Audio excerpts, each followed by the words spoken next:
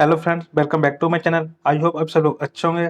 और आज हम लोग स्टडी करने वाले हैं नर्वस सिस्टम के बारे में, जो कि काफ़ी इम्पोर्टेंट चैप्टर है। इससे पहले हम लोग जीआईटी के बारे में पढ़ चुके हैं, रेस्पिरेटरी सिस्टम के बारे में पढ़ चुके हैं, एंडोक्राइन सिस्टम के बारे में पढ़ चुके हैं और सेल के बारे में पढ़ चुके हैं। जिसने वो वीडियो वॉच नहीं की है, उसकी प्लेलिस्ट चैनल पर बनी हुई है, जाके वॉच कर सकता है। और आज हम लोग स्टार्ट करने वाले हैं नर्वस सिस्टम के बारे में। काफ़ी लंबा होने वाला है वीडियो, और जिसने अभी तक हमारे चैनल को सब्सक्राइब नहीं किया, इस चैनल को सब्सक्राइब जरूर कर ले। और जो हमारे टेलीग्राम ग्रुप से जुड़ना चाहता है, तो उसके लिंक मैंने डिस्क्रिप्शन में दे दिया है, जाके ज्वाइन कर सकते हैं। चलिए वीडियो को स्टार्ट करते हैं। नर्वस सिस्टम को हमारे बॉडी के बाकी सिस्टम का हेड कहा जाता है, क्योंकि यह सिस्टम बाकी सभी सिस्टम जैसे यूरिनरी सिस्टम, डाइजेस्टिव सिस्टम आदि की एक्टिविटी को कंट्रोल करता है। नर्वस सिस्टम में हम ब्रेन, स्पाइनल कॉर्ड और पेरिफेरल नर्व्स के बारे में पढ़ते हैं। जो नर्वस सिस्टम है उसे क्या कहते हैं? नर्वस सिस्टम में हम किस किस ऑर्गन के बारे में पढ़ते हैं, तो उसके बारे नर्वस सिस्टम में हम लोग ब्रेन, स्पाइनल कॉर्ड और पेरिफेरल नर्व्स के बारे में पढ़ते हैं। और जो नर्वस सिस्टम होता है वो हमारे जो अन्य सिस्टम होते हैं उनको कंट्रोल करने का काम करता है, जैसे यूरिनरी सिस्टम हुआ, डाइजेस्टिव सिस्टम हुआ, रेस्पिरेटरी सिस्टम हुआ। ये सभी जो सिस्टम है उनको नर्वस सिस्टम ही कंट्रोल करता है। ये हमारी बॉडी का मेन सिस्टम है। और इसमें हम लोग कौन कौन से किस किस के बारे में पढ़ते हैं, इसमें हम ब्रेन के बारे में, स्पाइनल कॉर्ड के बारे में और पेरिफेरल नर्व्स के बारे में पढ़ेंगे। नर्वस सिस्टम को 3 पार्ट में डिवाइड किया गया है। कौन कौन सा? सीएनएस यानी सेंट्रल नर्वस सिस्टम। इसमें हम लोग ब्रेन और स्पाइनल कॉर्ड के बारे में पढ़ते हैं। जो नर्वस सिस्टम है उसको हम 3 पार्ट में डिवाइड करते हैं, एक सीएनएस, एक पीएनएस और एक ऑटोनोमस नर्वस सिस्टम, एएनएस। जो सीएनएस होता है उसमें हम किस किस के बारे में पढ़ते हैं, तो उसमें हम ब्रेन और स्पाइनल कॉर्ड के बारे में पढ़ते हैं। और जो पेरिफेरल नर्वस सिस्टम उसमें कौन कौन क्या क्या आता है, तो उसमें ब्रेन, स्पाइनल कॉर्ड और पेरिफेरल नर्व्स आते हैं। जो एएनएस है यानी ऑटोनोमस नर्वस सिस्टम है, इस सिस्टम में हम सिंपैथेटिक और पैरासिम्पैथेटिक सिस्टम के बारे में पढ़ते हैं। सिंपैथेटिक और पैरासिम्पैथेटिक सिस्टम के बारे में पढ़ते हैं एएनएस में। अब बात करते हैं न्यूरॉन्स, जो कि हमारे नर्वस सिस्टम की एक फंक्शनल यूनिट होती है और काफ़ी इम्पोर्टेंट भी है। नर्वस सिस्टम बहुत से सेलों से बना होता है, जिन्हें न्यूरॉन्स कहा जाता है। न्यूरॉन्स को नर्वस सिस्टम का फंक्शनल यूनिट कहा जाता है, जैसा कि मैं आपको बताया था अभी, क्योंकि नर्वस सिस्टम के सभी फंक्शन न्यूरॉन्स के द्वारा ही किए जाते हैं। न्यूरॉन्स को एक स्पेशल कनेक्टिव टिश्यू के द्वारा बांधा जाता है, जिसे न्यूरोग्लिया कहा जाता है। हर एक न्यूरॉन्स में एक सेल बॉडी, एक एक्सॉन और बहुत से डेंड्राइट्स होते हैं। न्यूरॉन्स कभी भी डिवाइड डिवाइड नहीं करते हैं। न्यूरॉन्स को नर्व सेल भी कहा जाता है। बहुत से नर्व सेल्स मिलकर ग्रे मैटर बनाते हैं। यह ग्रे मैटर ब्रेन के कॉर्टेक्स यानी बाहर का जो स्ट्रक्चर और स्पाइनल कॉर्ड के अंदर के भाग में पाया जाता है। एक्सोन को नर्व फाइबर्स भी कहा जाता है। यह व्हाइट मैटर्स का बनाता है। न्यूरॉन्स में 2 विशेषताएं पाई जाती हैं। कौन कौन सी? एक एरिबिलिटी और एक कनेक्टिविटी। कंडक्टिविटी। न्यूरॉन्स क्या है? जो न्यूरॉन्स है वो क्या है? न्यूरॉन्स का प्रेजेंट होते हैं, वो हमारे नर्वस सिस्टम में प्रेजेंट होते हैं।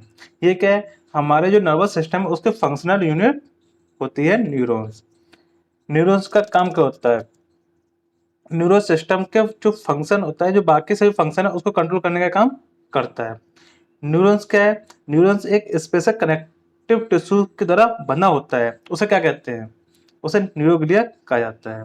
जो न्यूरॉन्स है वो क्या है? एक कनेक्टिव टिश्यू की तरह ज्वाइंट रहते हैं, उसे क्या कहा जाता है? उस ग्रुप को क्या कहा जाता है?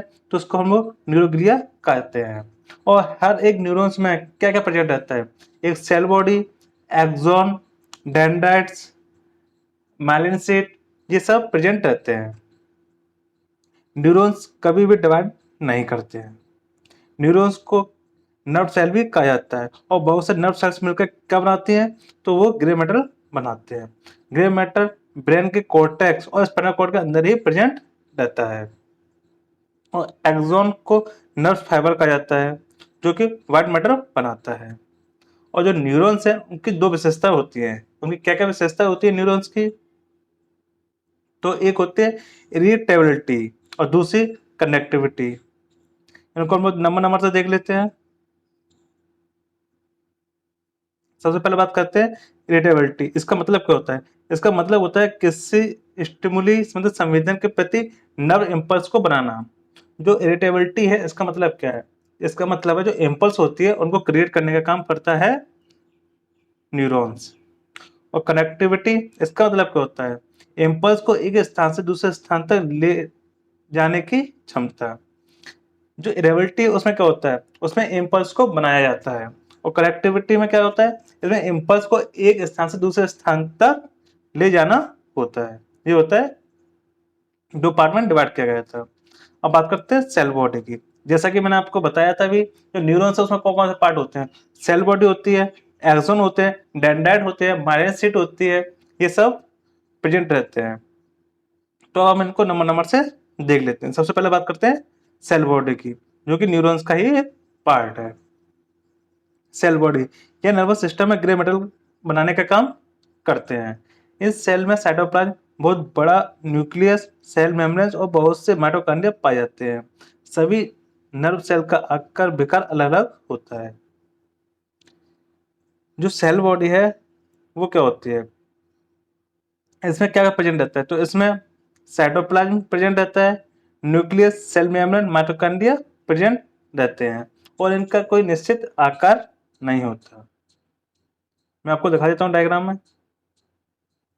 ये है सेल बॉडी और न्यूक्लियस बीच में प्रेजेंट रहता है और न्यूक्लियस के चारों ओर क्या प्रेजेंट रहता है? तो उसमें प्रेजेंट रहता है साइटोप्लाज्म और ये होते हैं डेंड्राइट्स।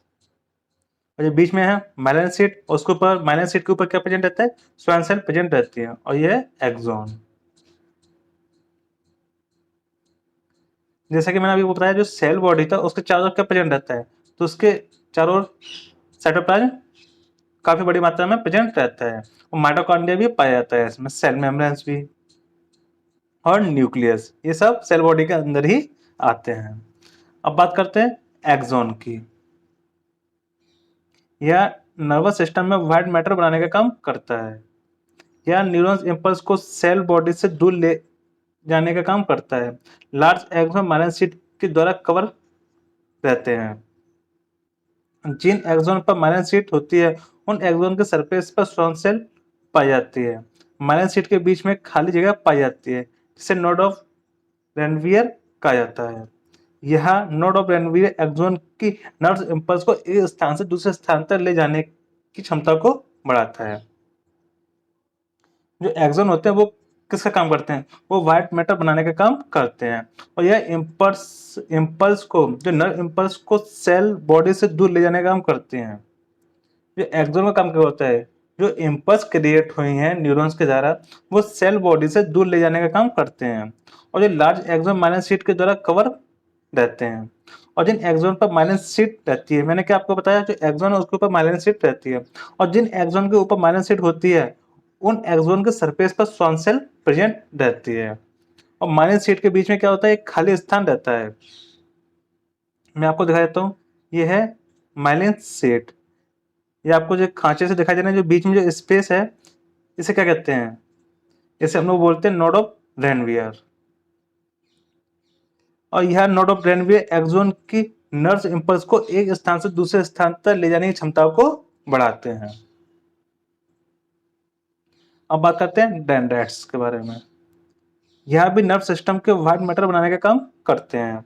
इसका स्ट्रक्चर लगभग एक्सॉन के जैसा ही होता है, परंतु ये लंबाई में एक्सॉन से छोटे होते हैं। नर्व इम्पल्स डेंड्राइट्स के माध्यम से सेल बॉडी तक पहुंचती है। डेंड्राइट्स को डेंड्रोइट भी कहा जाता है। जो डेंड्राइट्स का काम क्या होता है? जो नर्व इम्पल्स थी वो डेंड्राइट के माध्यम से सेल बॉडी तक पहुंचाती हैं। इसका मेन फंक्शन क्या होता है? जो इम्पल्स क्रिएट हुई वो डेंड्राइट से सेल बॉडी तक पहुंचाती हैं। जो डेंड्राइट्स है उन्हें डेंड्रोइट भी कहा जाता है। अब बात करते हैं लो ऑफ फॉरवर्ड कंडक्शन। डेंड्रोइट के द्वारा नर्व इम्पल्स को सेल तक पहुंचाया जाता है और सेल के द्वारा एक्सॉन तक जाता है। इस प्रक्रिया को लो ऑफ फॉरवर्ड कंडक्शन कहा जाता है। मैंने आपको क्या बताया? जो डेंड्राइट्स थे उसका काम क्या था? उसको जो इम्पल्स थी उसको सेल तक पहुंचाने का काम था और सेल के द्वारा एक्सॉन तक पहुंचाया जाता है। इसको ही हम लोग लॉ ऑफ फॉरवर्ड कंडक्शन कहते हैं। अब बात करते हैं सेंसरी इम्पल्स के बारे में। अगर आपको वीडियो अच्छी लग रही है तो वीडियो को लाइक कर दें, चैनल को सब्सक्राइब जरूर कर दें। ये वीडियो काफी लंबी होने वाली है। अब बात करते हैं सेंसरी इम्पल्स के बारे में। यह इम्पल्स स्किन की नर्व एंडिंग के द्वारा ग्रेड की जाती हैं। फिर यह इम्पल्स डेंड्राइट्स के द्वारा सेल तक पहुंचती हैं। सेल से एक्सोन तक, एक्सोन से स्पाइनल कॉर्ड तक, स्पाइनल कॉर्ड से मेडुला तक पहुंचती हैं। बहुत सी नर्व फाइबर्स ब्रेन तक पहुंचती हैं। ब्रेन के अलग अलग भागों में नर्व फाइबर्स एक जगह इकट्ठा हो जाते हैं और फिर नर्व फाइबर स्पाइनल कॉर्ड तक ले जाने के रास्ते को की ओर जाने लगती हैं। जो सेंसरी इम्पल्स है इसका काम क्या होता है? जो यह इम्पल्स स्किन की नीचे नर्व एंडिंग के द्वारा ग्रेड की जाती हैं। जो इम्पल्स है वो किसके द्वारा ग्रेड की जाती है? वो स्किन की जो नर्व एंडिंग है उनके द्वारा ग्रेड की जाती हैं। उसके बाद क्या होता है? फिर यह इम्पल्स डेंड्राइट्स के सेल तक पहुंचती है। सेल के पास पहुंचने के बाद सेल से फिर वो एक्सोन तक जाती हैं। एक्सोन से फिर वो स्पाइनल कॉर्ड तक जाती हैं और स्पाइनल कॉर्ड से वह मेडुला मतलब पार्ट ऑफ न्यूक्लियस तक जाती हैं, मतलब जो कि न्यूक्लियस का ही पार्ट होता है। और बहुत सी जो नर्व फाइबर्स ब्रेन तक पहुंचती है और नर्व फाइबर ब्रेन तक पहुंचती है। उसके बाद क्या होता है? फिर नर्व फाइबर्स ब्रेन तक, नर्व फाइबर्स स्पाइनल कॉर्ड तक जाने वाले रास्ते की ओर जाने लगते हैं। ये होती हैं सेंसरी इम्पल्स। इनका काम ये होता है एक जगह से दूसरी जगह तक मैसेज को पहुंचाने का। अब बात करते हैं मोटर इम्पल्स के बारे में। इससे पहले हमने किसके बारे में पढ़ा था? सेंसरी इम्पल्स के बारे में। अब बात करते हैं मोटर इम्पल्स के बारे में। ये इम्पल्स पिरामिडल सेल्स में बनाई जाती हैं। कोर्टेक्स के मोटर एरिया में बहुत से पिरामिडल सेल्स पाए जाते हैं। मोटर इम्पल्स एक्सोन के द्वारा नीचे स्पाइनल कॉर्ड तक पहुंचती हैं और फिर यह इम्पल्स व्हाइट मैटर के ऑक्सीजन के द्वारा मोटर नर्व सेल के डेंड्राइट्स तक पहुंचती है। जो मोटर सेल होती हैं वो किसके द्वारा बनाई जाती हैं? वो इम्पल्स पिरामिडल सेल्स में बनाई जाती हैं। इसका काम क्या होता है?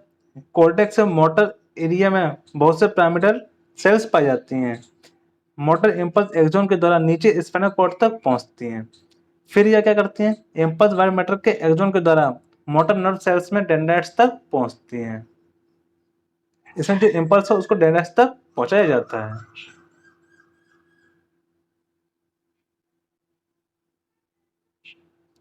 Motor nerve cell spinal cord के एंटीरियर हॉर्न में पाए जाते हैं।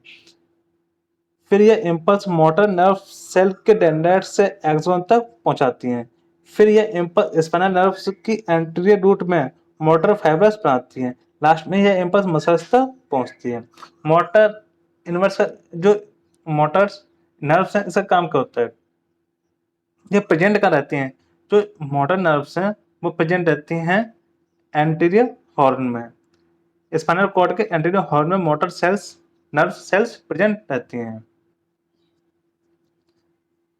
अब बात करते हैं टाइप ऑफ नर्व्स की। कौन कौन सी नर्व्स होती हैं? अभी हमने किसके बारे में पढ़ा? एक मोटर नर्व्स के बारे में, एक सेंसरी नर्व्स के बारे में। अब बात करते हैं टाइप ऑफ नर्व्स के बारे में। Motor and efferent nerves. और दूसरे किसके बारे में पढ़ा हमने? Sensory of efferent nerves. और थर्ड कौन सी? Mixed nerves. जो मोटर एंड एफरेंट नर्व्स थी वो का काम क्या होता है?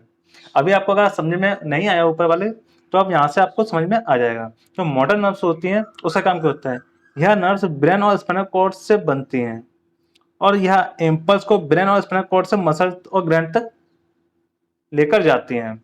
जो हमारे जो इम्पल्स क्रिएट हुई उनको ब्रेन और स्पाइनल कॉर्ड में बनती हैं। ये नर्व्स जो इम्पल्स से कहाँ बनती हैं? ब्रेन में बनती हैं और स्पाइनल कॉर्ड में बनती हैं।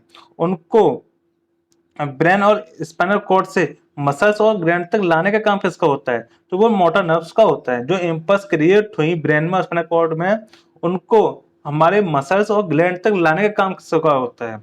तो वो मोटर नर्व्स का ही होता है। इसे हम एफरेंट नर्व्स कहते हैं। इसका काम क्या था? मैं आपसे फिर से रिपीट करता हूँ। इसका काम था जो ब्रेन और स्पाइनल कॉर्ड में जो इम्पल्स क्रिएट हुई, जो मैसेज क्रिएट हुए, उनको मसल्स और ग्लैंड्स तक लाने का काम किसका होता है? मोटर नर्व्स का होता है। आई होप आप सबको समझ में आया होगा। अब बात करते हैं सेंसरी नर्व्स के बारे में, जिसे एफरेंट नर्व्स भी कहते हैं। यह इम्पल्स को मसल्स और ग्लैंड से ब्रेन तक लाने का काम करता है। इसमें क्या था? इसमें इसका अपोजिट था। जो मोटर नर्व्स थी वो ब्रेन से मसल्स और ग्लैंड तक लेके आ रही थी। उसमें क्या थी? जो इम्पल्स हैं वो मसल्स और ग्लैंड से ब्रेन तक लेकर जाती हैं इम्पल्स को। अब बात करते हैं मिक्स्ड नर्व की। यह मोटर और सेंसरी नर्व्स दोनों का काम करती हैं। मिक्स्ड नर्व्स, ये दोनों इसमें अंतर है। मोटर नर्व्स और सेंसरी नर्व्स में ये दोनों डिफरेंस थे। और जो मिक्स्ड नर्व होती हैं वो मोटर नर्व और सेंसरी नर्व दोनों का काम करती हैं। अब बात करते हैं सिनेप्स। यह नर्व्स इम्पल्स को एक स्थान से दूसरे स्थान तक ले जाने के लिए एक से अधिक न्यूरॉन्स काम करते हैं। यह न्यूरॉन्स एक दूसरे से जुड़े नहीं होते हैं, परंतु एक पॉइंट ऐसा आता है जहां पर नर्व्स इम्पल्स एक न्यूरॉन से दूसरे न्यूरॉन्स में पास करती हैं। उस पॉइंट को सिनेप्स कहा जाता है। सिनेप्स का काम क्या होता है? सिनेप्स का काम होता है न्यूरॉन्स को जोड़ने का काम, कनेक्टिव का काम करता है। आपने देखा होगा जो न्यूरॉन्स होते हैं वो क्या करते हैं? वो एक दूसरे से बेसिकली जुड़े नहीं रहते हैं, परंतु एक पॉइंट ऐसा आता है जहां नर्व्स इम्पल्स एक न्यूरॉन्स को दूसरे न्यूरॉन्स में पास करती है, और उस जॉइंट को ही, उस पॉइंट को ही हम लोग सिनेप्स कहते हैं।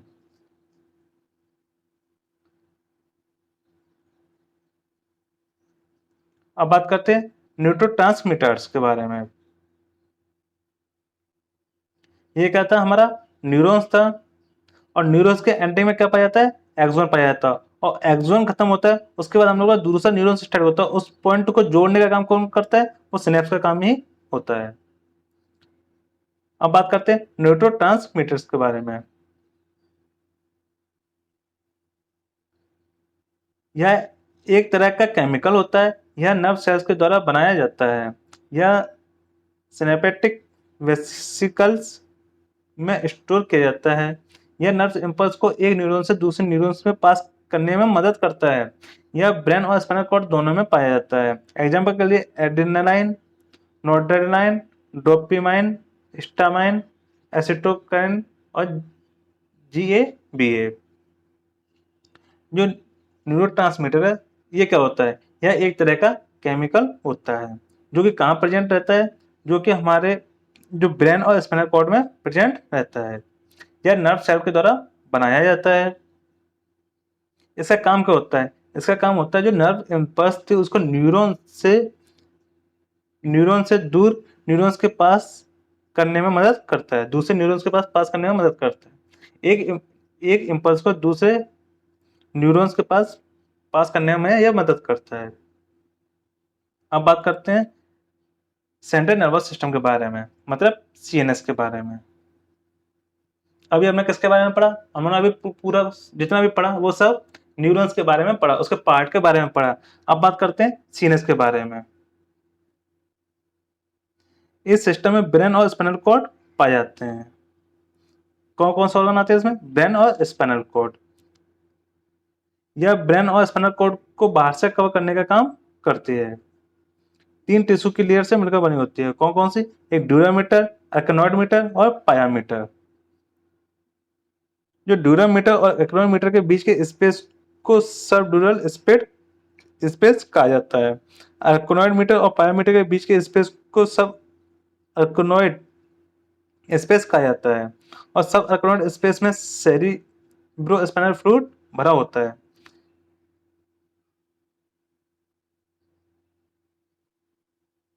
जो मेनिंजेस होता है वो उसका काम क्या होता है? यह ब्रेन और स्पाइनल कॉर्ड को बाहर से कवर करने का काम करती है। जो मेनिंजेस होता है इसका काम क्या है? काफी इंपोर्टेंट पॉइंट ये वाला। यह ब्रेन और स्पाइनल कॉर्ड को बाहर से कवर करने का काम करती है। यहाँ 3 टिश्यू की लेयर से मिलकर बनी होती है। कौन कौन सी लेयर से? पहली है ड्यूरामीटर, दूसरी है एक्टिनोइड और तीसरी है पायामीटर। जो ड्यूरामीटर और एक्टिनोइड है उसका जो बीच में जो स्पेस होता है उसे क्या कहते हैं? सबड्यूरल स्पेस कहा जाता है। और जो आर्कनॉइड और पायामीटर है इसके बीच के स्पेस को कहा जाता है? तो इसके बीच के स्पेस को सब आर्कनॉइड स्पेस कहा जाता है। और जो सब अरेक्नोइड स्पेस है, इसमें क्या भरा रहता है? तो इसमें सीएसएफ फ्लूइड भरा रहता है, मतलब सेरिब्रो स्पाइनल फ्लूइड भरा रहता है। अब बात करते हैं पहली लेयर कौन सी है? ड्यूरामीटर, इसके बारे में पढ़ लेते हैं। यह सबसे अंदर की कवरिंग होती है, यह बहुत सख्त लेयर होती है। यह लेयर को दो फाइबर टिश्यू की लेयर से मिलकर बनी होती है। ड्यूरामीटर की आउटर लेयर स्कल की बोन्स के अंदर के सरफेस पर पेरिस्टोनम पेरिस्टम की जगह लेती है, और ड्यूरामीटर की इनर लेयर ब्रेन की सुरक्षा करने की कवरिंग प्रदान करती है। ड्यूरामीटर की इनर लेयर निम्नलिखित दो पार्ट में डिवाइड की गई है। कौन सी? फ्लैक्स सेरेब्री और टेंटोरम सेरेबेली। जो ड्यूरामीटर है उसका काम क्या है? यह सबसे बाहर की कवरिंग होती है। यह किसकी बनती है? यह बहुत सख्त होती है, और यह लेयर दो फाइबर टिश्यू की लेयर से मिलकर बनी होती है। जो ड्यूरामीटर है वो आउटर लेयर स्कल की बोन्स के अंदर सरफेस और मतलब पेरिस्टोनम की जगह लेती है। ड्यूरामीटर की इनर लेयर ब्रेन की सुरक्षा करने वाली कवरिंग प्रदान करती है। और जो ड्यूरामीटर है उसकी इनर लेयर है उसको दो पार्ट में डिवाइड किया गया है। कौन कौन सी? फ्लैक्स सेरेब्री और टेंटोरियम सेरेबेली। जो फ्लैक्स सेरेब्री है यह भाग दो सेरिब्रल हेमिस्फीयर में के बीच में पाया जाता है, और टेंटोरियम सेरिबेली है वो क्या होती है? यह भाग सेरिब्रम और सेरिबेलम के बीच में पाई जाती है। फ्लैक्स सेरेब्री का ऊपरी भाग सुपीरियर सेजिस्टल सीनस बनता है। टेंटोरियम सेरिबेली स्ट्रेट और ट्रांसवर्स सिंस बनाता है। ब्रेन का वेनस ब्लड सुपीरियर स्ट्रेट और ट्रांसमिशन सिंस में भेज दिया जाता है।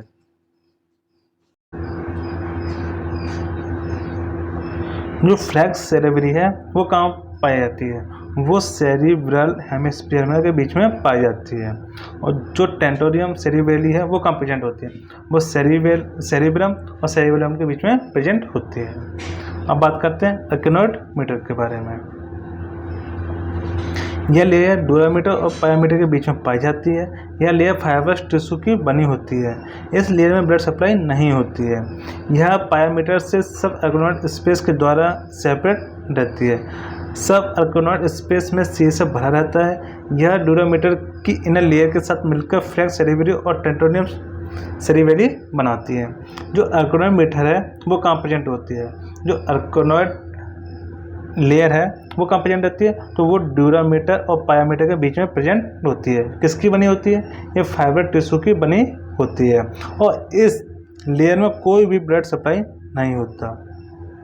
पायामीटर और सब अरेक्नोइड स्पेस के द्वारा यह इसको अलग किया जाता है। और जो सब अरेक्नोइड स्पेस है इसमें क्या भरा रहता है? तो उसमें सीएसएफ भरा रहता है। ड्यूरामीटर की इनर लेयर के साथ मिलकर ये फ्लैक्स सेरेब्री और टेंटोरियम सेरिबेली बनाती हैं अरेक्नोइड लेयर के द्वारा। अब बात करते हैं पायामीटर की। यह बहुत नाजुक लेयर होती है। यह कनेक्टिव टिश्यू की बनी होती है। इस लेयर में बहुत ज़्यादा ब्लड सप्लाई होता है। यह ब्रेन और स्पाइनल कॉर्ड के बहुत नज़दीक पाई जाती है। ब्रेन में चिपकी हुई होती है। यह नीचे की तरफ पास करते हुए स्पाइनल कॉर्ड को पूरी तरह से कवर करके रखती है। यह नीचे कॉर्टेक्स की पेरिस्टोनम लेयर से जाकर मिलती है। जो पायामीटर होती है वो क्या होती है? ये सबसे इनर लेयर होती है जो कि काफ़ी नाजुक लेयर होती है। ये किसकी बनी होती है? तो यह कनेक्टिव टिश्यू की बनी होती है। इस लेयर में बहुत ज़्यादा ब्लड सप्लाई होता है। और यह कहाँ प्रेजेंट होती है? यह ब्रेन और स्पाइनल कॉर्ड के बहुत ही नज़दीक पाई जाती है। और कैसे चिपकी होती है? ब्रेन से चिपकी हुई होती है, और नीचे की तरफ पास करते हुए यह स्पाइनल कॉर्ड को पूरी तरह से कवर करके रखती है, और यह नीचे कॉर्टेक्स की पेरिटोनियम लेयर से जाकर जुड़ जाती है। अब बात करते हैं न्यूरोग्लिया के बारे में। यह 4 सेलों का समूह होता है, और 4 सेल ब्रेन और स्पाइनल कॉर्ड को सहायता प्रदान करने का काम करते हैं। जो न्यूरोग्लिया होता है वो क्या होता है? वो सेल्स का ग्रुप होता है। 4 सेल्सों का ग्रुप होता है, और ये 4 सेल ब्रेन और स्पाइनल कॉर्ड को सहायता प्रदान करते हैं। ये 4 सेल कौन कौन सी होती हैं? पहली होती है अपेंडेमल सेल्स, दूसरी होती है माइक्रोग्लिया, दूसरी होती है एस्ट्रोसाइट्स और दूसरी होती है ओलिगोडेंड्रोसाइट। ये 4 सेल होते हैं। अब इनको नंबर नंबर से देख लेते हैं। ये वीडियो काफ़ी लेंथी जाने वाली है और जिसने अभी तक हमारे चैनल को सब्सक्राइब नहीं किया, इस चैनल को सब्सक्राइब जरूर कर लें और वीडियो को लाइक जरूर कर दें। अब बात करते हैं एपेंडिबल सेल के बारे में। यह सेल्स एपिथेलियम टिश्यू की परत बनाने का काम करती है। जो ये सेल है एपेंडिबल सेल है, उसका काम क्या होता है? इसका काम होता है जो एपिथेलियम टिश्यू की लेयर बनाने का काम करती है। जो माइक्रोग्लिया सेल है, इसका काम क्या होता है? यह मोनोसाइट के द्वारा बनाए जाते हैं। यह बहुत छोटे छोटे सेल होते हैं। यह सेल माइक्रो ऑर्गेनिज्म और फॉरेन बॉडीज को किल करने का काम करते हैं। जो माइक्रोग्लिया है, इस सेल का काम क्या होता है? यह मोनोसाइट्स के द्वारा बनाए जाते हैं और ये क्या होते हैं? ये बहुत छोटे छोटे सेल्स होते हैं। और जो माइक्रो ऑर्गेनिज्म होते हैं वो फॉरेन बॉडीज, जो माइक्रो ऑर्गेनिज्म होते हैं उनको किल करने का काम करती है माइक्रोग्लिया। अब बात करते हैं एस्ट्रोसाइट्स के बारे में। इन सेल्स का आकार स्टार के आकार का होता है। इस सेल में फ्री एंड पर सूजन पाई जाती है जिससे फूड प्रोसेस कहा जाता है। यह फूड प्रोसेस एक प्रकार का बैरियर मतलब नाका बनाते हैं। यह बैरियर हमारे ब्रेन को टॉक्सिक पदार्थ से होने वाले नुकसान से बचाता है। यह बैरियर जहरीले पदार्थ को ब्रेन तक पहुंचने से रोकता है। जो एस्ट्रोसाइट सेल हैं वो किस आकार के होते हैं? तो इसका काम होता है, तो इसका शेप होता है वो स्टार के आकार का होता है। इसका काम क्या होता है? यह सेल आपस में मिलकर क्या बनाते हैं? एक बैरियर बनाते हैं, मतलब एक नाका बना लेते हैं। उस नाका का काम क्या होता है? ये नाका बना लेते हैं जिससे क्या होता है? जो टॉक्सिन पदार्थ हैं उससे हमारे जो ब्रेन तक पहुंचने नहीं देता। जो टॉक्सिक एलिमेंट्स हैं उनको हमारे ब्रेन तक पहुंचने नहीं देता, मतलब उससे हमें प्रोटेक्ट करने का काम करती हैं एस्ट्रोसाइट सेल्स। अब बात करते हैं ओलिगोडेंड्रोसाइट सेल की। इसका काम होता है, यह पेयर के आकार की होती हैं। यह आकार में एस्ट्रोसाइट से छोटी होती हैं। यह माइलिन शीट को बनाने का काम करती हैं। काफ़ी इंपॉर्टेंट है ये सेल। इसका काम क्या होता है? यह माइलिन शीट को बनाने का काम करता है। माइलिन शीट को बनाने का काम कौन सी सेल करती है? तो ओलिगोडेंड्रोसाइट सेल करती हैं। अब बात करते हैं ब्रेन वेंट्रिकल्स के बारे में।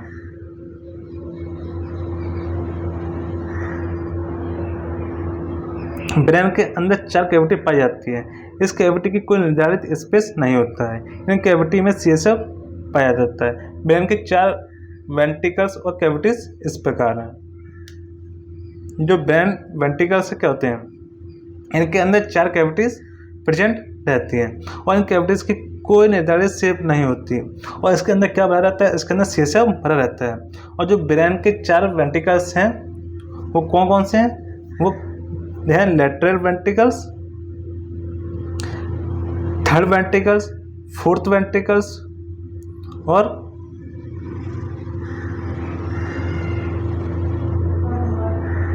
CSF।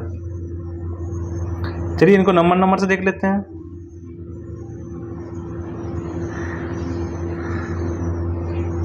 सबसे पहले बात करते हैं लेटरल वेंट्रिकल्स के बारे में। यह 2 कैविटी होती हैं। यह हर एक सेरिब्रल हेमिस्फीयर के बीच में और कॉर्पस कॉलम के नीचे पाई जाती है। यह थर्ड वेंट्रिकल से फोरमेन ऑफ मुनरो के द्वारा जुड़ी होती है। तो लेटरल वेंट्रिकल से ये क्या होती हैं? ये 2 कैविटी होती हैं और हर एक सेरिब्रल हेमिस्फीयर के बीच में और कॉर्पस कॉलम के बीच के नीचे पाई जाती हैं। तो लेटरल वेंट्रिकल्स है वो कहाँ प्रेजेंट होती हैं? वह सेरिब्रल हेमिस्फीयर और कॉर्पस कॉलम के नीचे प्रेजेंट रहती हैं। और यह थर्ड वेंट्रिकल से फोरमेन ऑफ मुनरो के द्वारा जुड़ी होती हैं। जो थर्ड वेंट्रिकल्स है ये क्या होते हैं?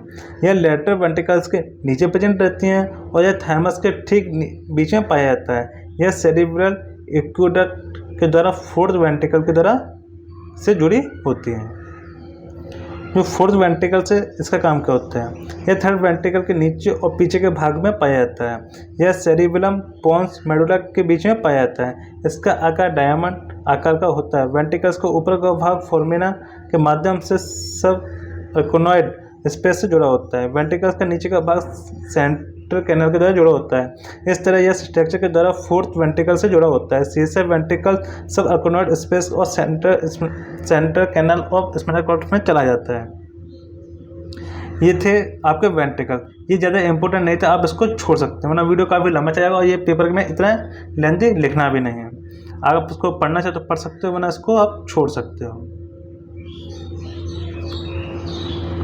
अब बात करते हैं सेरेब्रोस्पाइनल फ्लूइड की, या क्लोराइड प्लेक्स के द्वारा सीक्रेट किया जाता है। क्लोराइड प्लेक्स हर एक वेंट्रिकल्स में पाया जाता है।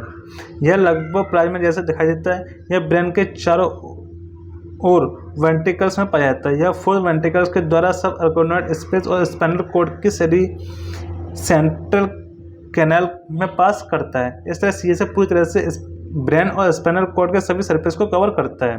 सीएसएफ को आर्कोनॉइड विली के द्वारा वेनस सिनसेस में भेज दिया जाता है। वेनस सिनसेस में ब्रेन का वेनस ब्लड पाया जाता है। जिस सेरेब्रोस्पाइनल फ्लूइड है वो किसके द्वारा सीक्रेट किया जाता है, तो वो क्लोराइड प्लेक्स के द्वारा सीक्रेट किया जाता है। और जो क्लोराइड प्लेक्स है वो कहाँ पाया जाता है, वो हर एक वेंट्रिकल्स में पाया जाता है। और यह किसकी तरह दिखाई देता है, तो यह सेम प्लाज्मा की तरह जैसा दिखाई देता है। और यह प्रेजेंट कर रहता है, तो यह हमारे ब्रेन और स्पाइनल कॉर्ड में प्रेजेंट रहता है, उसे चारों तरफ सरफेस में प्रेजेंट रहता है। अब बात करते हैं फंक्शन ऑफ सीएसएफ की, काफ़ी इंपॉर्टेंट है। सीएसएफ एक कजन की तरह काम करता है। यह ब्रेन और स्पाइनल कॉर्ड को सुरक्षा प्रदान करता है।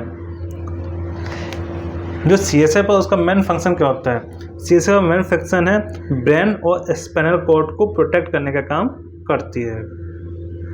यह सीएनएस के टिश्यू के पोषक उपलब्ध करवाता है। और क्या काम है इसका, यह जो सीएनएस के टिश्यू को क्या करता है, न्यूट्रिएंट्स प्रोवाइड करने में हेल्प करता है। यह ब्रेन और स्पाइनल कॉर्ड में सामान्यतः प्रेशर बनाए रखता है। 1 मिनट में सीएसएफ लगभग 0.5 ml या एक दिन में 720 ml सीक्रेट करता है। सीएसएफ की मात्रा निरंतर बदलती रहती है। जो सीएसएफ है वो क्या करता है, वो 0.5 ml या एक दिन में 720 ml ही सीक्रेट होता है। अब बात करते हैं कंपोजिशन ऑफ सीएसएफ। सीएसएफ में क्या क्या कंपोजिशन प्रेजेंट रहते हैं, तो वाटर मिलता है, प्रोटीन, ग्लूकोज, प्लाज्मा प्रोटीन और ल्यूकोसाइड, ये सब कंपोजिशन सीएसएफ में प्रेजेंट रहते हैं।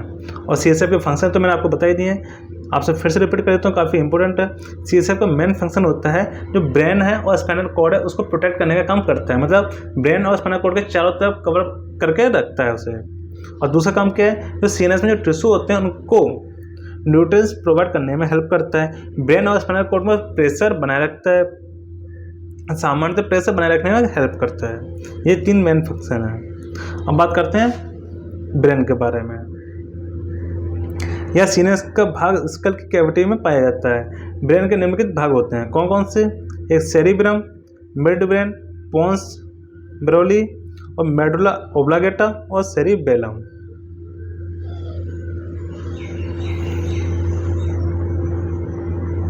सेरिब्रम और डायग्नोफेलन को फोरब्रेन कहा जाता है। पोन्स मेडुला की ओर सेरिबेलम और हिंडब्रेन कहा जाता है। मिड ब्रेन और हिंड ब्रेन दोनों मिलकर ब्रेन स्टेम कहा जाता है। जो मिड ब्रेन है और हिंड ब्रेन है उन दोनों को मिलाकर क्या कहा जाता है, ब्रेन स्टेम कहा जाता है। ये 1 वर्ड्स में काफ़ी बार पूछा जाता है। अब बात करते हैं blood supply to brain. Brain को ब्लड सप्लाई कैसे मिलती है,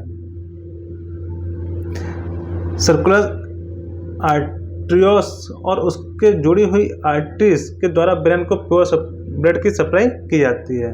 और ब्रेन को हर मिनट में 400 ml ब्लड सप्लाई की जाती है। जो सर्कुलस आर्टरियोस है और उसकी जो आर्टरीज हैं उसके द्वारा प्योर ब्लड की सप्लाई की जाती है। और ब्रेन को 1 मिनट में 700 ml ब्लड सप्लाई होती है।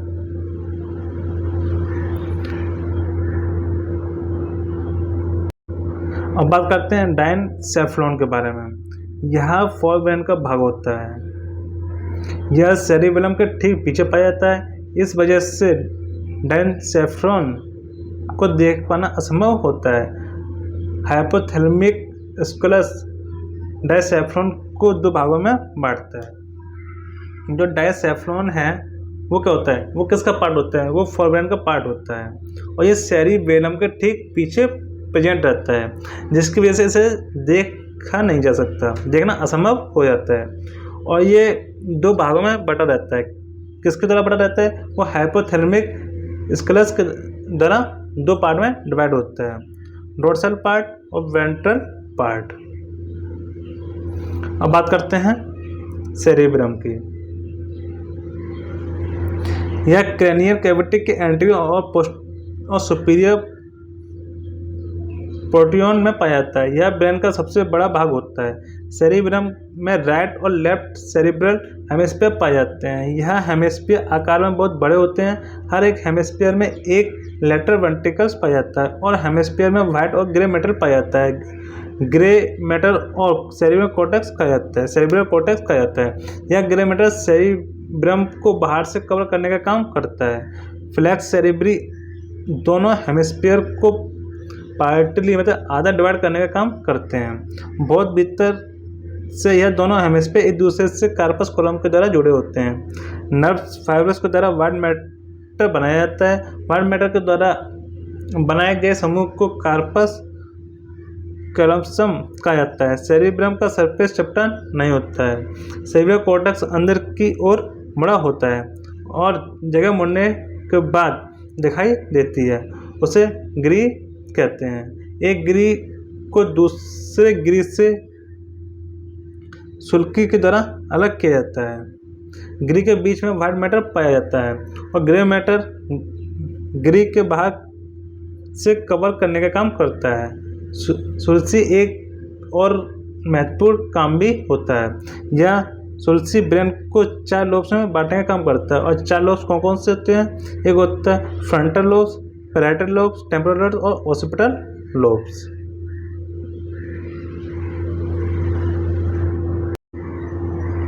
जो सेरिब्रम है यह कहाँ प्रेजेंट रहता है? ये क्रेनियल कैविटी के एंटीरियर और सुपीरियर पोर्टिन में प्रेजेंट रहता है।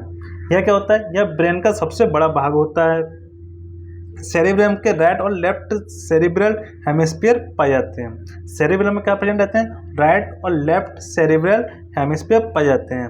यह हेमिस्फीयर आकार में काफ़ी बड़े होते हैं और हर एक हेमिस्फीयर में एक लेटरल वेंट्रिकल्स पाया जाता है और दोनों हेमिस्फीयर में व्हाइट और ग्रे मैटर पाए जाते हैं। व्हाइट मैटर और ग्रे मैटर दोनों प्रेजेंट होते हैं। तो ग्रे मैटर को क्या कहते हैं? सेरिब्रल कॉर्टेक्स कहा जाता है और ग्रे मैटर सेरिब्रम को बाहर से कवर करने का काम करते हैं। और जो फ्लैक्स सेरिब्री होते हैं वो दोनों हेमिस्फीयर को डिवाइड करने का काम करते हैं। और जो ग्रे मैटर होते हैं वो जो ग्रे मैटर के बीच में क्या पाया जाता है? जो ग्रे मैटर होता है उसके बीच में व्हाइट मैटर पाया जाता है और जो व्हाइट मैटर ग्री को बाहर से कवर करने का काम करते हैं, ये होते हैं। और जो ग्रे मैटर होता है इसका काम क्या होता है? यह उसको 4 पार्ट में डिवाइड करता है। किसको? सुल्सी ब्रेन को। और 4 पार्ट कौन कौन से होते हैं? वो होते हैं frontal lobes, parietal lobes, temporal lobes और ओसिपिटल लोब्स।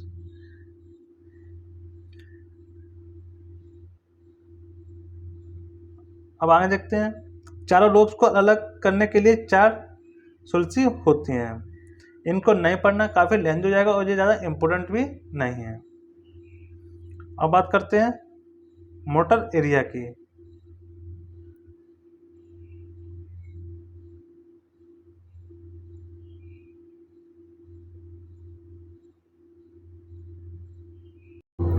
जो ये मोटर एरिया है वो किसका पार्ट है? वो सेरिबेलम के अंदर ही प्रेजेंट रहता है। आप ऊपर से जो इम्पोर्टेंट है वो मैंने आपको बता दिया है। किसके बारे में? सेरिबेलम के बारे में। ये सब इम्पोर्टेंट था, मैं आपको बता चुका हूँ। अब इसके अंदर के जो पार्ट हैं वो ज़्यादा इम्पोर्टेंट नहीं है, तो आप इसको छोड़ सकते हैं। जो मोटर्स एरिया है इनको छोड़ दीजिए। जो सेंसरी एरिया है इसको भी नहीं पढ़ना, काफ़ी लेंथी हो जाएगा और इतनी डीपली हमें पढ़ना भी नहीं है। बेसस गैंग्लिया को इसको भी नहीं पढ़ना। जो आपका नेक्स्ट पार्ट है, कौन सा पार्ट था? वो है मिड ब्रेन। सेरिब्रम पढ़ लिया, अब बात करते हैं मिड ब्रेन की। यह ब्रेन स्टेम के ऊपर का भाग होती है। यह सेरिब्रम के ब्रेन के नीचे के भाग और स्पाइनल कॉर्ड से जुड़ने का काम करती है। मिड ब्रेन में न्यूक्लाई और नर्व फाइब्रस पाए जाते हैं। यह सेरिब्रल एक्वेडक्ट के चारों तरफ पाए जाते हैं। यह थर्ड और फोर्थ वेंट्रिकुला को एक दूसरे से जोड़ने का काम करते हैं। मिड ब्रेन के द्वारा आइस की मूवमेंट और बॉडी का संतुलन बना रहता है। यह ब्रेन का वह भाग होता है जिसके द्वारा मोटर और सेंसरी इम्पल्स दोनों पास करते हैं। जो मिड ब्रेन होता है वो कहाँ प्रेजेंट होता है? वह ब्रेन स्टेम जो ब्रेन स्टेम के ऊपर का भाग बनाता है। यह सेरिब्रम और ब्रेन के नीचे के भागों से स्पाइनल कॉर्ड को जोड़ने का काम करता है। जो ब्रेन का जो पीछे का भाग है उसको स्पाइनल कॉर्ड से जोड़ने का काम करता है। कौन सा brain? Mid brain spinal cord से जोड़ने का काम करता है। मिड ब्रेन में न्यूक्लियस और नर्व फाइबर प्रेजेंट रहती हैं। यह सेरेब्रो एक्वेडक्ट के चारों तरफ पाई जाती हैं। यह थर्ड और फोर्थ वर्टिकुला को एक दूसरे से जोड़ने का काम करती है। मिड ब्रेन का मेन फंक्शन क्या होता है? जो मिड ब्रेन है ये आइस मूवमेंट और बॉडी संतुलन को बनाए रखने का काम करती हैं। क्या काम है इसका? इसका आइस की मूवमेंट और बॉडी संतुलन को बनाए रखने का काम करती हैं। और यह ब्रेन का वह भाग है जिसके द्वारा मोटर और सेंसरी इम्पल्स दोनों पास होती हैं। जो मोटर इम्पल्स हैं और सेंसरी इम्पल्स हैं वो मिड ब्रेन के द्वारा ही पास होते हैं। और जो मिड ब्रेन कौन सा भाग है? ये जो ब्रेन का पीछे का भाग और स्पाइनल कॉर्ड को जोड़ने का काम करता है मिड ब्रेन। हमने इससे पहले क्या पढ़ा? इससे पहले हम लोगों ने सेरिब्रम के बारे में पढ़ लिया, उसके बाद मिड ब्रेन के बारे में पढ़ लिया। अब बात करते हैं पोन्स ब्रोली के बारे में। यह ब्रेन स्टेम के बीच का भाग होता है। यह मिड ब्रेन और मेडुला ऑब्लांगेटा के बीच में पाया जाता है। यह ग्रे और वाइट मैटर का बना होता है। पोन्स ब्रोली के फाइबर को दो सेरिबेलम के लोब्स को जोड़ने का काम करते हैं। यह फाइबर फिर सेरिबेलम को सेरिब्रल कॉर्टेक्स से जोड़ने का काम करते हैं। जो पोन्स ब्रोली है वो कहाँ प्रेजेंट रहता है? यह मिड ब्रेन और मेडुला ऑब्लांगेटा के बीच का पार्ट होता है पोन्स ब्रोली। यह ग्रे और वाइट मैटर का बना होता है। पोन्स ब्रोली के फाइबर्स दो सेरिबेलम के लोब्स को जोड़ने का काम करता है। यदि फाइबर्स फिर सेरिबेलम कॉर्टेक्स से जोड़ने का काम करता है। ये होता है पोन्स। इसमें ज़्यादा कुछ नहीं पढ़ना है, इसमें बस ये याद रखना है ये कहाँ प्रेजेंट रहता है? ये मिड ब्रेन और मेडुला ऑब्लांगेटा के बीच में प्रेजेंट रहता है। और ये काम क्या करता है? ये जो फाइबर्स दो सेरिबेलम के लोब्स को जोड़ने का काम करता है। जो सेरिबेलम के लोब्स हैं उनको जोड़ने का काम करता है। बस इतना ही पढ़ना है इसमें। अब बात करते हैं मेडुला ऑब्लांगेटा के बारे में। यह ब्रेन स्टेम के बीच का भाग है। यह पोन्स ब्रोली के स्पाइनल कॉर्ड से जोड़ने का काम करता है। यह पीछे के भाग को फोर्थ वेंट्रिकुला से जोड़ता है।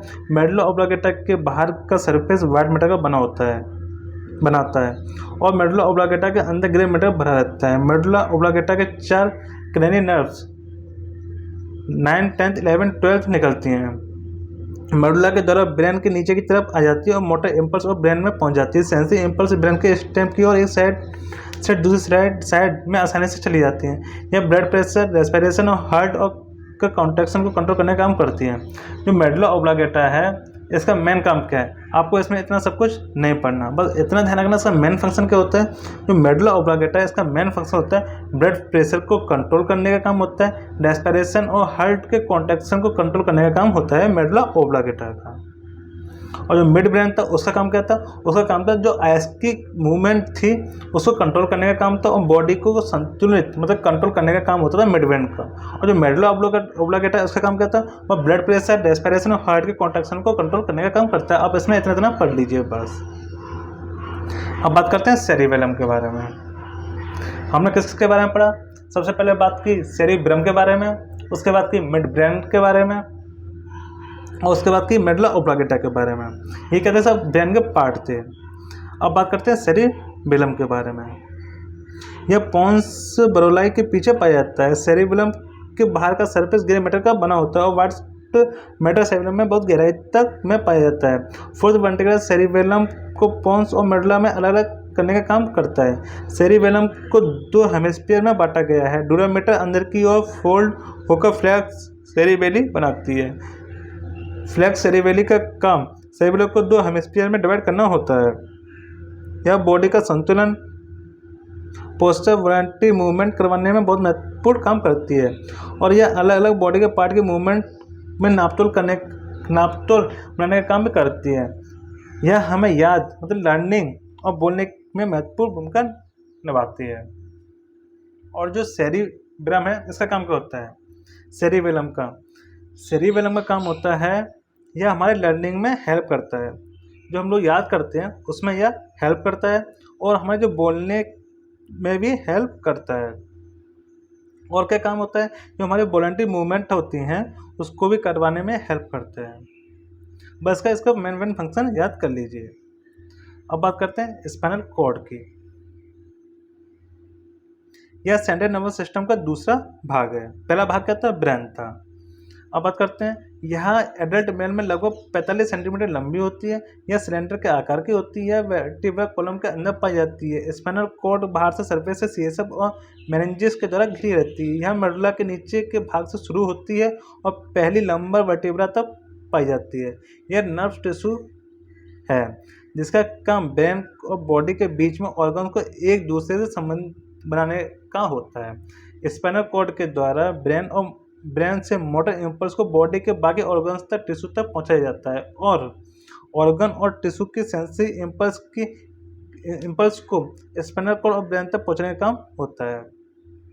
जो स्पाइनल कॉर्ड है वो क्या होते हैं? वो सेंट्रल नर्वस सिस्टम का दूसरा भाग है। जो एडल्ट मेल है उसमें इसकी लंबाई कितनी होती है? तो इसकी लंबाई होती है 45 सेंटीमीटर होती है। स्पाइनल कॉर्ड के बाहर क्या प्रेजेंट रहता है? जो स्पाइनल कॉर्ड है उसके बाहर क्या प्रेजेंट रहता है? भाई जो सीएसएफ प्रेजेंट रहता है और मेनिंजेस से ये घिरी रहती है। इसका मेन काम क्या होता है? इसका काम होता है जो स्पाइनल कॉर्ड के द्वारा ब्रेन और से मोटर इम्पल्स जो क्रिएट हुई हैं बनी हैं, ब्रेन में जो मोटर इम्पल्स बनी है वो बॉडी के ऑर्गन और टिश्यू तक पहुंचाने का काम करता है। और जो सेंसरी इम्पल्स हैं उसको स्पाइनल कॉर्ड के द्वारा ब्रेन तक पहुंचाने का काम करता है। ये सब किसके द्वारा होता है? ये स्पाइनल कॉर्ड के द्वारा ही होता है। इसका मैं आपसे फिर से रिपीट करता हूँ। जो स्पाइनल कॉर्ड है इसका मेन फंक्शन क्या होता है? तो इसका मेन फंक्शन होता है जो ब्रेन से जो इम्पल्स क्रिएट हुई बनी है उनको हमारे बॉडी के ऑर्गन और टिश्यू तक पहुंचाने का काम होता है। और सेंसरी इम्पल्स को ना ब्रेन के द्वारा स्पाइनल कॉर्ड के द्वारा ब्रेन तक पहुंचाने का काम होता है। यह है स्पाइनल कॉर्ड का काम। अब बात करते हैं लेयर ऑफ स्पाइनल कॉर्ड की। उसको 3 लेयर में डिवाइड किया गया है, आउटर लेयर, मिडिल लेयर और इनर लेयर। तो आउटर लेयर है वो ड्यूरामीटर, मिडिल लेयर एक्रोनोमीटर और जो इनर लेयर है वो पायामीटर।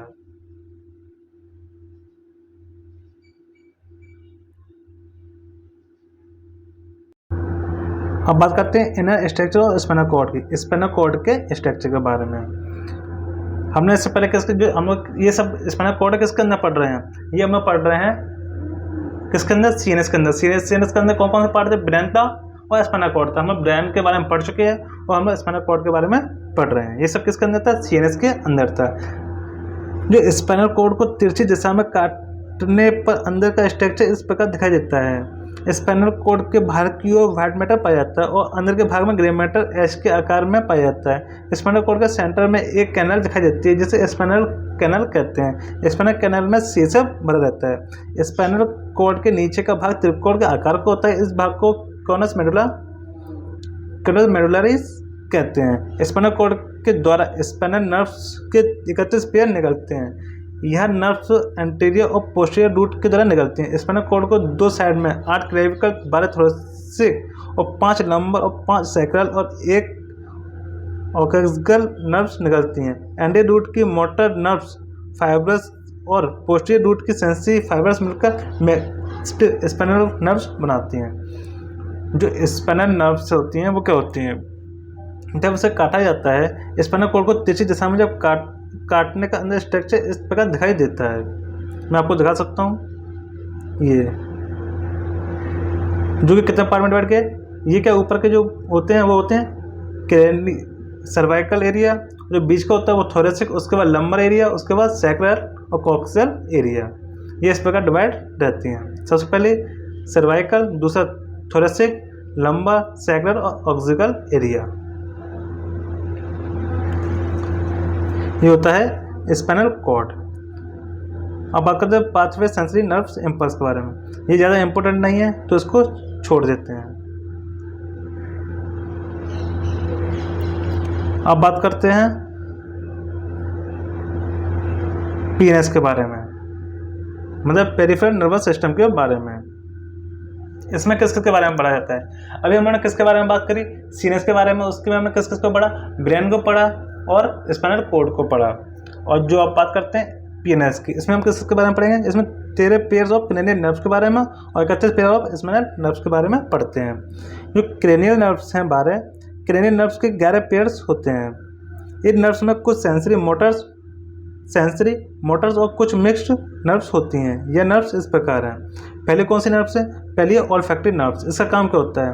यह सेंसरी नर्व्स होती हैं। नर्व्स इंपल्स को ऑल्फैक्टरी ट्रैक्ट से होती हुई सेरिब्रल को टेम्पोरल लोब से ऑल्फैक्टरी एरिया तक लेकर जाती हैं। जो ऑल्फैक्टरी नर्व्स है, इसका काम क्या होता है?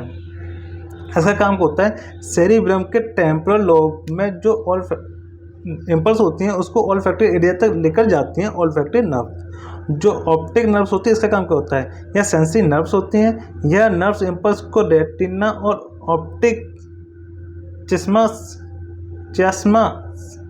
से होती हुई सेरिब्रम के ऑप्टिक ऑसिपिटल लोब में विजुअल एरिया तक लेके जाती हैं। जो ऑप्टिक नर्व्स होती हैं, ये क्या होती हैं? ये सेंसरी नर्व्स होती हैं और यह नर्व्स इंपल्स को रेटिना और ऑप्टिक से होती हुई सेरिब्रम के ऑसिपिटल लोब तक लेकर जाती हैं। अब बात करते हैं ओकुलोमोटर नर्व्स के बारे में। यह मोटर नर्व्स होती हैं। यह आइस के सिलेरी मसल्स और आइरिस मसल्स और एक्सटर्नल मसल्स को नर्व सप्लाई करने का काम करती हैं। जो ओकुलोमोटर नर्व्स होती है, इसका काम क्या होता है? यह आइस की जो सेलुलर मसल्स होती हैं, आइरिस मसल्स होती हैं, एक्सटर्नल मसल्स होती हैं, उनको नर्व सप्लाई करने का काम करती हैं। अब बात करते हैं थर्ड नर्व्स के बारे में, टोक्लियर नर्व्स के बारे में। यह मोटर नर्व्स होती हैं। यह आइस में सुपीरियर ऑब्लिक्यू मसल्स को नर्व सप्लाई करती हैं। अब बात करते हैं नेक्स्ट नर्व्स की, ट्रिगेमिनल नर्व्स। इसका काम क्या होता है? यह मिक्स्ड नर्व्स होती हैं। यह नर्व्स बाकी क्रेनियल नर्व्स को आकार में बड़ी होती हैं। इस नर्व्स में सेंसरी और मोटर नर्व्स फाइब्रस दोनों की विशेषता होती हैं। सेंसरी नर्व्स फाइब्रस हेड और फेस से इंपल्स लेकर जाने का काम करती हैं। मोटर नर्व्स फाइब्रस मेस्टिकेशन के मसल्स को नर्व सप्लाई करती हैं। इस नर्व्स की शाखाएं होती हैं।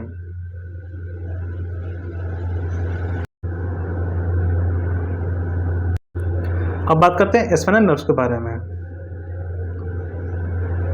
यह 31 पेयर में होते हैं। यह वर्टिब्रल कॉलम के नीचे वर्टिब्रल कॉलम से निकलती हैं। यह नर्व्स इस प्रकार होती हैं: 8 क्रेनियल, 12 थोरेसिक, 5 लंबर, 5 सैक्रल और 1 कॉक्सियल नर्व्स होती हैं। यह एंटीवेरल फोरामेन से होती हुई 2 भागों में बढ़ जाती है, एंटीरियर और posterior rami. Posterior rami head, neck और ट्रक के पीछे तो स्किन को नर्व सप्लाई करती हैं। सर्वाइकल, लंबर और स्पाइनल एरिया में बहुत सी एंटीरियर रमी इकट्ठी हो जाती हैं और नर्व्स का बहुत बड़ा समूह बनाती हैं, जिससे प्लेक्स कहा जाता है। वर्टिब्रल कॉलम के दोनों साइड में मिक्स नर्व्स में 5 प्लेक्स प्रेजेंट होते हैं। जो स्पाइनल नर्व्स हैं उसमें कितने पेयर होते हैं? तो उसमें 31 पेयर होते हैं। कितने पेयर होते हैं? 31 पेयर होते हैं। जो 8 होते हैं वो क्लेविकल होते हैं, 12 थोरेसिक होते हैं, 5 लंबर होते हैं, 5 सैक्रल होते हैं और 1 कॉक्सियल नर्व्स होते हैं। ये होते हैं स्पाइनल नर्व्स में। आप बस इनको याद रख लीजिए बस।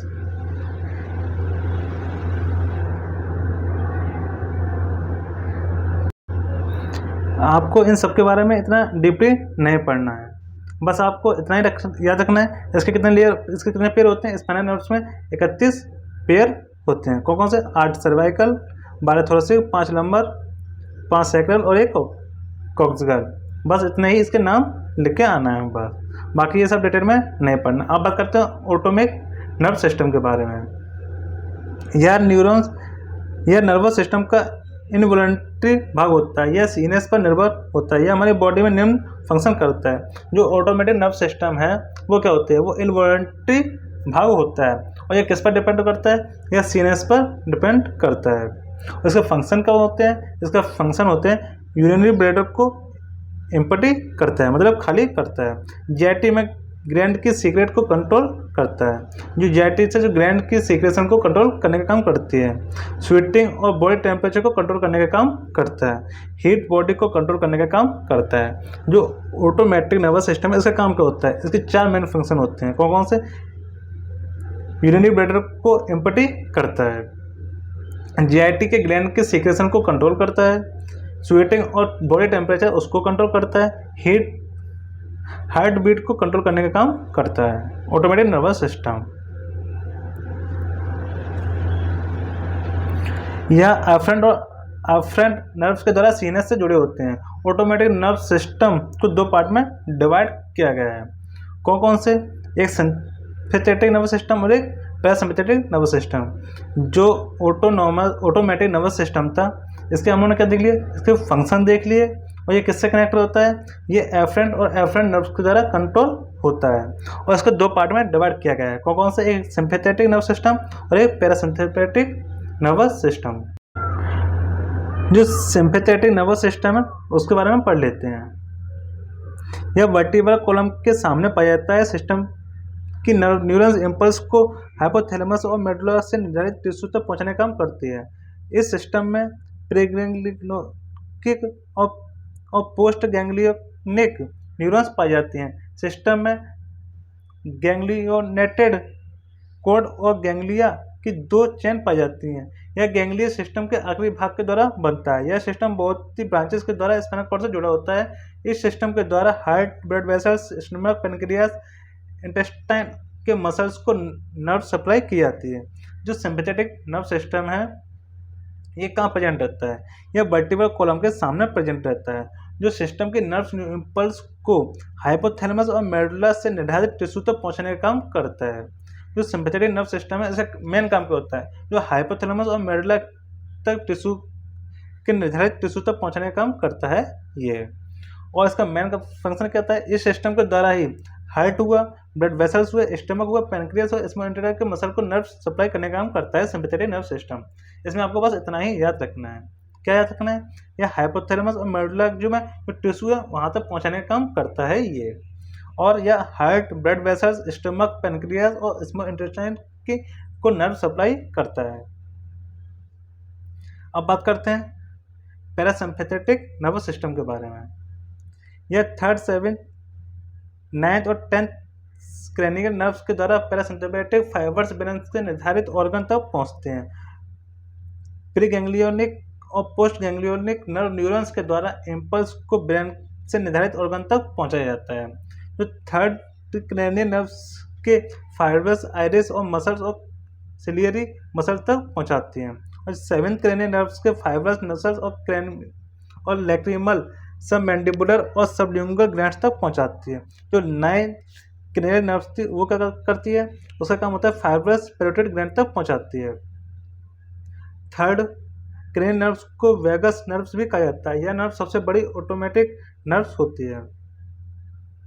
अब बात करें जो सबसे बड़ी ऑटोमेटिक नर्व्स होती है वो कौन सी होती है? वो होती है 10th क्रैनियल नर्व्स। और जो 3rd क्रैनियल नर्व्स होती है इसका काम क्या होता है? यह फाइबरस आइरिस के मसल्स और सिलेरी मसल्स तक पहुंचाने का काम करती है। और जो 7th क्रैनियल नर्व्स होती है उसका काम क्या होता है? यह फाइबर नेजल्स, लैक्रिमल और सब मैंडिबुलर और सबलिंगुअल ग्लैंड तक पहुंचती है।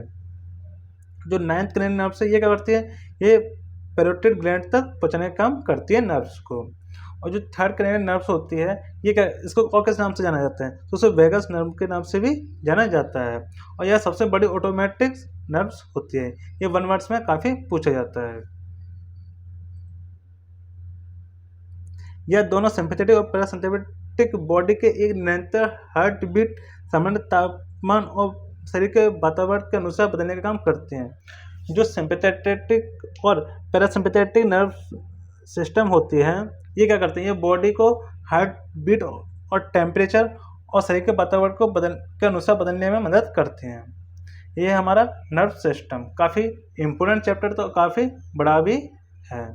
अब नेक्स्ट वीडियो किस टॉपिक पे जाते हैं कमेंट करके जरूर बताइएगा। चलिए मिलते हैं नेक्स्ट वीडियो में, तब तक के लिए टेक केयर।